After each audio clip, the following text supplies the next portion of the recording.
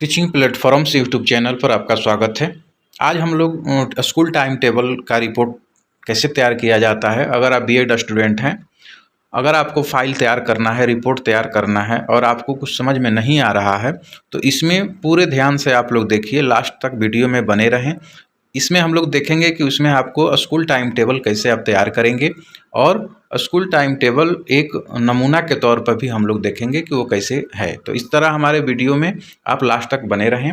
तो आज हम लोग जानेंगे स्कूल टाइम टेबल, क्योंकि ये जो एक्टिविटी का बहुत ही महत्वपूर्ण फाइल होता है, जिसमें बच्चों को के स्कूल टाइम टेबल के हिसाब से बच्चे को पढ़ाया जाता है। तो स्कूल टाइम टेबल क्या है, तो ये जाना जाए कि विद्यालय एक सामाजिक संस्था है, लघु समाज है, समाज का एक छोटा रूप है, जिसका मुख्य उद्देश्य छात्रों को शिक्षा प्रदान करना और उनके सर्वांगीण विकास को सुनिश्चित करना है।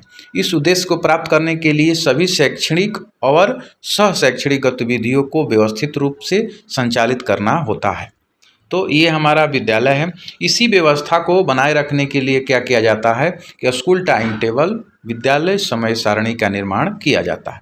टाइम टेबल विद्यालय की वह योजना है जो यह निर्धारित करती है कि किस समय कौन विषय पढ़ाया जाएगा और कौन सा शिक्षक कक्षा लेगा और अन्य गतिविधियां कब होगी। सो सारा चीज़ टाइम टेबल के अंतर्गत किया जाता है स्कूल का संचालन। तो स्कूल टाइम टेबल का अर्थ क्या है? तो स्कूल टाइम टेबल एक लिखित या चार्ट रूप में बनाई जाती योजना है, जिसमें विद्यालय के दैनिक साप्ताहिक कार्यों का समयबद्ध विभाजन किया जाता है। दैनिक की भी वो डिटेल रहती है और साप्ताहिक डिटेल रहती है। यह एक प्रकार का क्या है, कार्य योजना चार्ट है, और जो शिक्षक प्रक्रिया को नियमित और प्रभावी बनाता है। परिभाषा इसका डिफिनेशन देखा जाए, विभिन्न शिक्षाविद ने बोले हैं कि time table is a plan of school work arranged according to time periods. यानी कि हम ये कह सकते हैं कि टाइम टेबल वह व्यवस्था है जिसमें सभी विषयों और गतिविधियों को सुनिश्चित रूप में बांटकर दिया जाता है। इसका उद्देश्य देखा जाए, अगला पॉइंट हम लिखेंगे रिपोर्ट में, उद्देश्य इसको लिखना होगा, objective of school time table. तो टाइम टेबल बनाने के लिए मुख्य उद्देश्य क्या है कि शिक्षण कार्य को व्यवस्थित संचालन। इसका मुख्य उद्देश्य होता है कि शिक्षण कार्य जो है हमारा व्यवस्थित संचालन हो, सभी कक्षाओं में पढ़ाई नियमित रूप से हो, समय का सर्वोत्तम उपयोग हो, किसी भी समय की बर्बादी न हो, और शिक्षकों के कार्य का संतुलन, सभी शिक्षकों को समान कार्यभार मिले। ये नहीं कि कोई शिक्षक अधिक कार्य करे, अधिक पढ़ाए और किसी शिक्षक को पीरियड ही नहीं मिले, इसके लिए भी वो जरूरी होता है टाइम टेबल। छात्रों में अनुशासन विकसित करना, समय पर कक्षा में उपस्थित होना, ये सारी चीज़ें इसका उद्देश्य है। विषयों का समान वितरण, सभी विषय का समान वितरण होता है, किसी भी विषय को कम या ज़्यादा महत्व नहीं मिले, सभी विषय को समान तौर पर उसको पीरियड लगाया जाता है। और शिक्षक गुणवत्ता में भी सुधार के लिए इसका मुख्य उद्देश्य होता है, चूँकि पढ़ाई प्रभावी हो और निरंतर बनी रहे। तो ये चीज़ें हैं। स्कूल टाइम टेबल के प्रकार देखा जाए, कितने प्रकार के होते हैं, कितने टाइप्स होते हैं। एक पहला होता है types master time table. Master time table क्या होता है कि पूरे विद्यालय का मुख्य टाइम टेबल होता है, इसमें सभी कक्षाएं और शिक्षक शामिल होते हैं। ये मास्टर टाइम टेबल है जिसमें सारे टीचर्स और सारी कक्षाओं को कवर करके एक टेबल बनाया जाता है।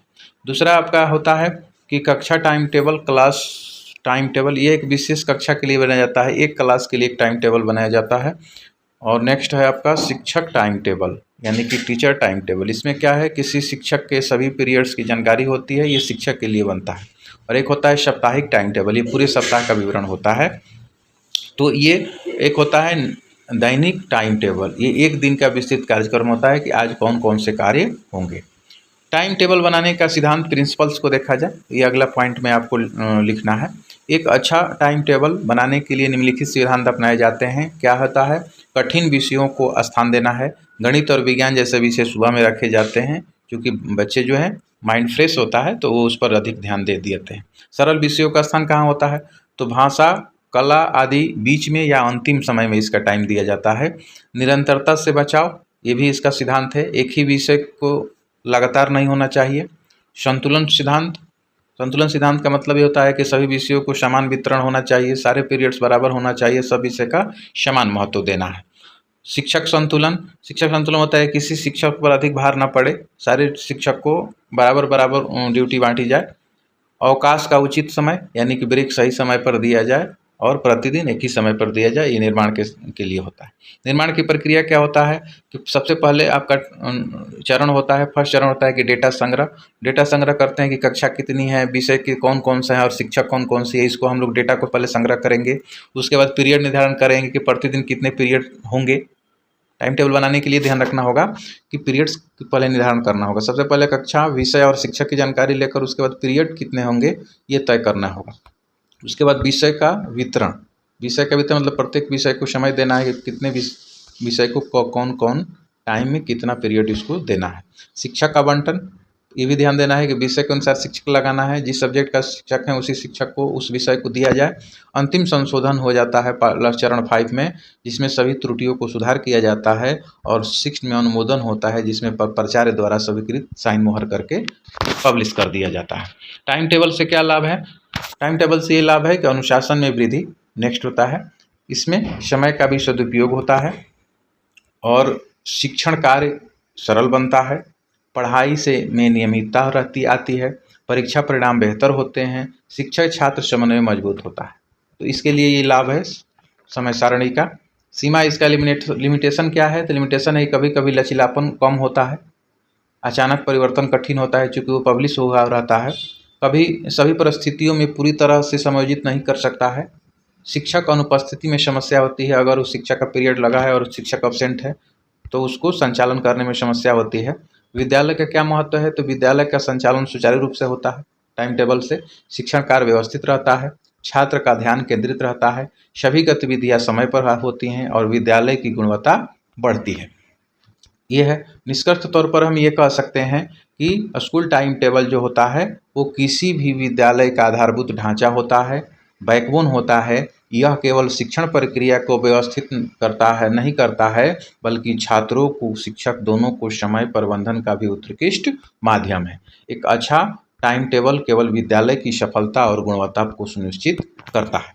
तो इस तरह से हम लोग टाइम टेबल के बारे में पढ़े, स्कूल टाइम टेबल के बारे में फिर हम लोग पढ़ेंगे इसको। अब जिसे एक देखा जाए, ये रूटीन बनाया हुआ है, एक चार्ट के माध्यम से हम लोग पढ़ेंगे। देखिए आपका ये है जो ये मैंने कक्षा 6 के लिए साप्ताहिक अगर समय सारणी होता है, टाइम 40 मिनट का, उसके बाद बीच में ब्रेक है, फिर उसके बाद ब्रेक के बाद 3 पीरियड्स लगे हैं, यह ध्यान रखना है। उसके बाद देखिए सारे सब्जेक्ट अलग अलग, हिंदी, गणित, विज्ञान, अंग्रेजी, सामाजिक विज्ञान, संस्कृत।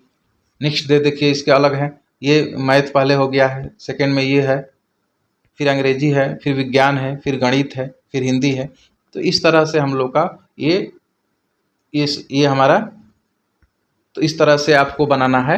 तो टाइम को ध्यान में रखकर बनाना होता है। जैसे मान लीजिए मंडे का ये रूटीन हो गया आपका, ट्यूसडे का ये हो गया रूटीन पूरे 8 बजे से विद्यालय प्रारंभ होकर 11:30 बजे तक है। तो ये पहले टाइम निर्धारित करके फिर पीरियड बढ़ता है।